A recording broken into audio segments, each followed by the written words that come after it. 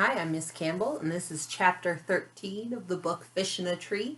This chapter is entitled Trouble with Flowers. It's the night of the holiday concert, when we sing about Santa and dreidels and Kwanzaa. The best part is getting a new dress. I stand in front of the mirror looking at my dress, my first shoes with the heel on them, thinking about the shopping day I had with my mom. We even went to A.C. Peterson's for lunch. I liked how she stayed with me in a booth instead of having to go wait on other people. I love to sing, but I don't like our music teacher, Mrs. Muldoon. Max calls her Minefield Muldoon because he can never tell when she'll blow up over something. Oliver calls her that too, but he acts it out by leaping into the air and yelling, "Muldoon!" as he lands on the floor and rolls. He doesn't stop, though. He goes from a roll right to his feet again, like a cat in a cartoon. Shay's making fun of Albert because his clothes don't fit. "What's with the pants, Albert?" she says. "Did you get that outfit in the 3rd grade?" Keisha whips around fast. "Why do you always try to put people down?" she asks. "'Cause some people deserve it, that's why," Shay answers. "Deserve to be put down? Really?" Keisha asks. Albert straightens his tie, which is the only part of his outfit that fits. He's even wearing his sneakers with the backs cut out. "You know," he says, "logically, if a person wants to put another person down, it would mean that he or she is already below that person." Keisha lets out a laugh so loud that Miss Muldoon shoots her a look. Keisha covers her mouth and tries to squelch the sound. "That is perfect, Albert. Man, you really are a smart dude." She turns to Shay. "You, on the other hand, are so low you could play tennis against a curb." Shay's eyes narrow, but before she can say anything, Mrs. Muldoon appears and tells us to line up. For the spring concert last year, before I had a growth spurt, I had to stand in the front row. I liked when Travis called me a dime among pennies. But this year I get to stand towards the back of the line with the taller kids, right next to Keisha. I look over at her. I love how she stuck out up for Albert.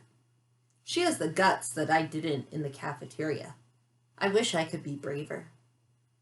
We all stand, waiting to file into the auditorium. "Oh, Mrs. Muldoon, I love your dress," Shay says. Mrs. Muldoon lights up like a light bulb. "Why, thank you, Shay. Your parents have raised such a nice young lady." "Oh, thank you very much, Mrs. Muldoon." Shay smiles, but when she turns away towards Jessica, she rolls her eyes. And she keeps glaring at Keisha. I decide I won't think about how mad she made me. I'll think instead about how all the girls get to carry a bouquet of flowers. That's the good news. The bad news is that they've all been donated by Jessica's father, the florist. It's nice of him, but Jessica hasn't stopped bragging about it. Mrs. Muldoon walks down the line, handing out the most beautiful bouquets that I have ever seen. Like the ones that brides carry. Dark red ribbons wind around the stem like a barbershop light pole. Ribbons dangle from the bottom, too. She hands my bunch to me, and I smile thinking how much my mom will love to see me with these. Keisha leans in to smell them and runs her fingers over the top of the flowers. One of the white buds falls off and bounces off the top of a shiny black shoe. Mrs. Muldoon is there in a second. "What do you think you're doing?" I just..." Mrs. Muldoon grabs the flowers from Keisha's hand. Keisha looks up. "No, please don't. I didn't mean..." "These flowers are a gift, and if that's how you're going to treat a gift, with a complete lack of respect and gratitude, then you, Keisha Almond, will be the only girl without flowers." "But Mrs. Muldoon," Keisha says, "I really didn't..." Mrs. Muldoon holds up a hand like she's stopping traffic. "I don't want to hear it. You will have no flowers, and perhaps you will remember in the future how a lady behaves."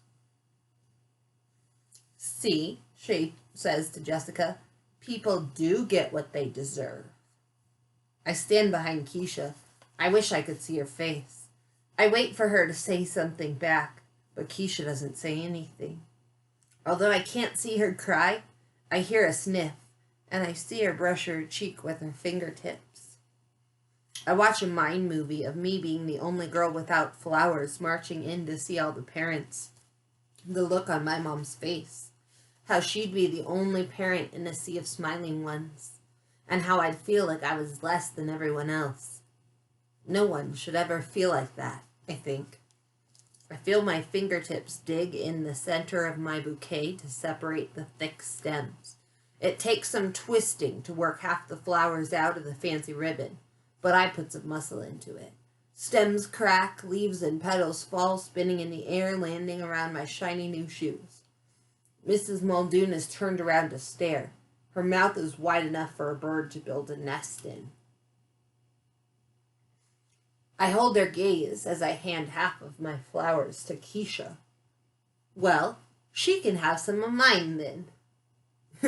In the end, neither of us had flowers when we walked into the auditorium, but we had bigger smiles than anyone else. That is the end of chapter 13. My question that I'd like you to write in the comments is, how do you think Allie's mom felt about what Allie did at the holiday concert? And why do you think she felt that way? I will see you for our next chapter.